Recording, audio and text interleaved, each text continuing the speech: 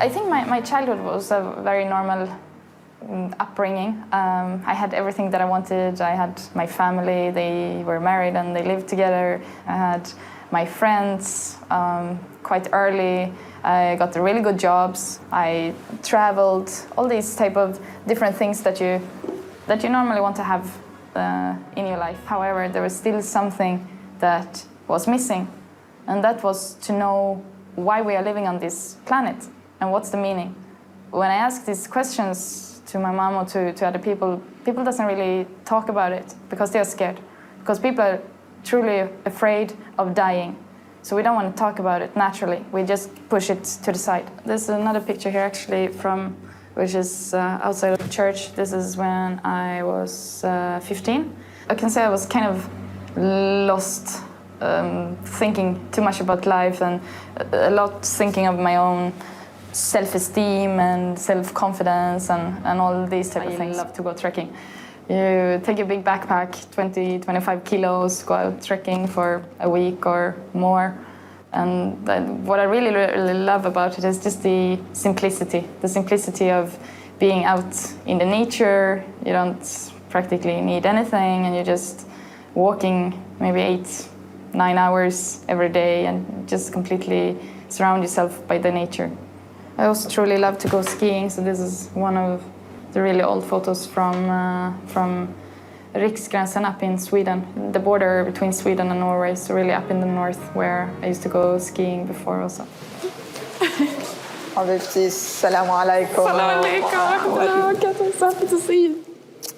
سمر هي إحدى اللواتي أجبناها عن بعض هذه الأسئلة والتي أوقدت الشرارة الأولى في طريق اعتناق كارن للإسلام. I really, really miss you. And every time I'm coming here, it's like, wow, I really love Forest Ages. I remember once, like, when my dad passed away, I remember I spoke to you on the phone, and I don't remember now what it was you said, but it was something really special you said that made me feel to not be sorry or sad or anxious by that time. I remember you had spark in your heart and your eyes about, Islam. I remember you had iftar one day also, if you remember, at my house, when you had no clue about Islam and you were very curious. And now you became better in Islam than me, subhanallah. Four Seasons is like your mom and your dad holding your hand, because we are so spoiled and taken care of the whole time, subhanallah. But I remember the first 6 months, I was crying a lot.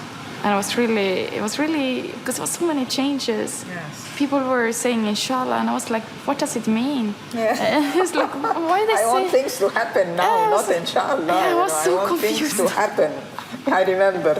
I was really difficult and like what to say, not to say, what to do and not to do, and it was really like a changing transformation kind of phase. It's amazing. It's amazing. It's an amazing feeling to have somebody, especially like her. Beautiful, young, very successful in life, attractive, she has everything. Usually those people, the last of their, priorities is thinking of another religion or, even, let alone converting to a new religion. I had tears in my eyes, seriously, it was a moment that I was so proud and so happy for her, And I felt it's a blessing from God. Nobody did it's just a blessing from God. God has chosen her to be in this great religion.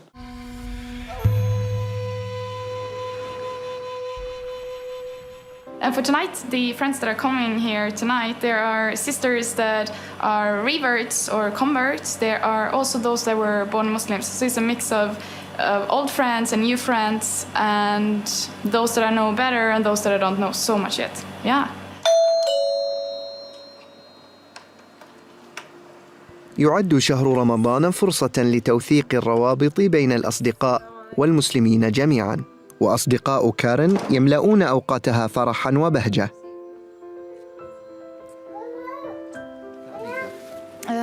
If I have time, I used to go to Sheikh Faisal Masjid. The one, not the first one here by the roundabout, but the second one. I think it's called Sheikh Faisal also. Close to Al Garafa Street.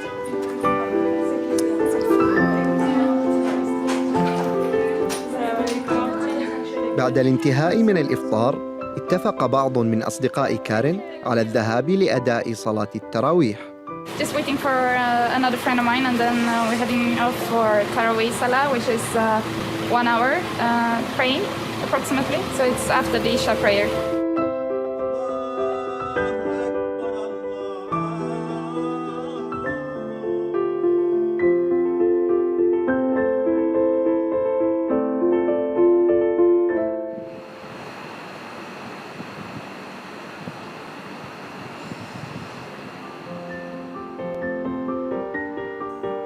يوم جديد في حياة كارين.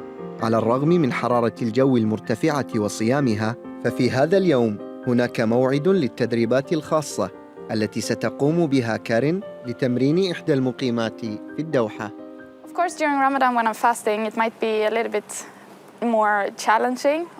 You're thirsty, you're a little bit more hungry. The mind might not be the same focused. However, it's no problem to do the. Alhamdulillah, I'm very, very happy with my clients, and they give me a lot of inspiration.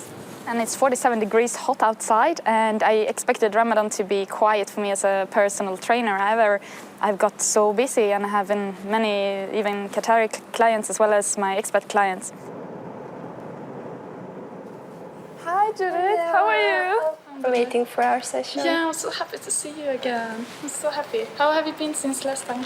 Have you done any exercise at home? I tried what I remembering. I try every day, some 5.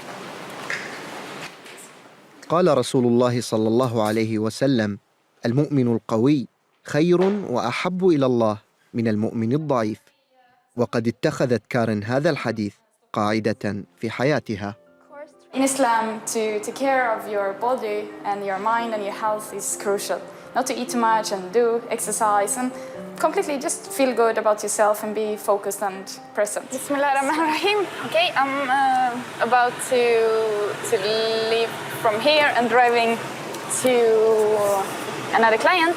And واجهت كارين في حياتها عدداً من التحديات التي جعلتها أكثر إيماناً. Of course, as a woman, European, and being in the Middle East and being here, of course, struggles sometimes, and of course it's many challenges and everything is up and down, but that's part of life, and the beautiful thing, subhanAllah, as being Muslim, you know that Allah subhanahu wa ta'ala, He's there for you, and you know that even though when things are difficult, you know everything will be soon easier. And as long as you know that you do the right things, you will get so much more in reward. It doesn't matter what type of nationality you have or in which culture you live, because Islam is for everyone.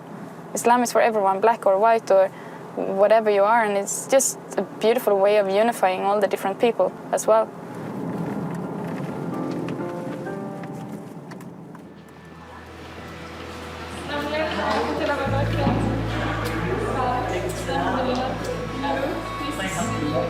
Remember the time when you came to the office, when you walked in, and you asked something. I asked you anything I can help you with, and you said, yeah, you came to know more about Islam. And I asked you, have you read any materials, reading materials, Islamic materials? And you said yes. Do you have any questions? I think you had few questions at that time. I can't remember, exactly what were your questions. Just remembered that I was very, very much interested, and I just felt a strong desire of knowing more. And you told me that Islam, the first pillar of Islam is that you're declaring your faith, and that you believe that there is one God. Yeah, because this is the main fundamental concept in Islam, the belief in one God. But I do remember that you gave me a really straightforward question, which made me jump a little bit almost, when you just said, are you ready? Yeah. And I was like, are you ready for fitness class or what? No. Yeah. And I remember in that moment that in my stomach, I felt so at ease. Yeah. It's like I never done before. And I felt this is completely the right and this is the best decision I've ever done in my life. But and at the same time, in my head, it was like a big blue ambulance light. So those two really extreme type of emotions happen at the same time. Hey Anneli. Hallå! Hi. Hur mår jag dig? Ja, vad bra. Ja. How are you? Ja. How are you? I'm fine, thank you. How are you? I'm fine. I'm so happy to hear. It was such a long time ago, love. Annalie, because we've been friends for so long, we've known each other for more than 15 years, I guess, by now. Yeah, so I wanted to ask you, what was your reaction when you got to know that I converted to Islam? It was a little bit of a shock. Yeah. Because it's so different from our culture. Yeah. When I converted, were there other feelings that you felt like? Did you become scared or anything as such when I told you that I converted to Islam? Yeah. But it's still been strange for me, when you go many times per day and pray and everything. It's like, I know that you're happy with it, but it's so different for me. Scared in that you're not get stuck into something that you don't want to be in, for example. That's what I'm scared of. In one way, I feel like, before when we could talk about everything, it was easier. Now it feels like when I ask something, you just give me short answers back about things, and that's changed. I noticed that. Like what questions? I even didn't know this actually. Yeah, but before when we talk about the private life with men and things like that. Yeah. The feelings about that. I feel that you don't want to talk about it anymore. Relations and things like that. That's probably maybe a big change because we spoke so openly and freely about like everything. That might be a big change. Yeah. That's what I'm used to with you. I actually didn't know that you felt like that. So I'm happy you told me actually also. In one way, of course, she's missing maybe the old me, all the things we used to do when we traveled, and as she said, we used to go to bars, and I don't do as such anymore. And of course, that is a big change for her to see, and she's wondering why it's like that, and it's of course makes her perhaps feel a little bit uncomfortable. As it is, everything is always written for you in this life, what will happen to you.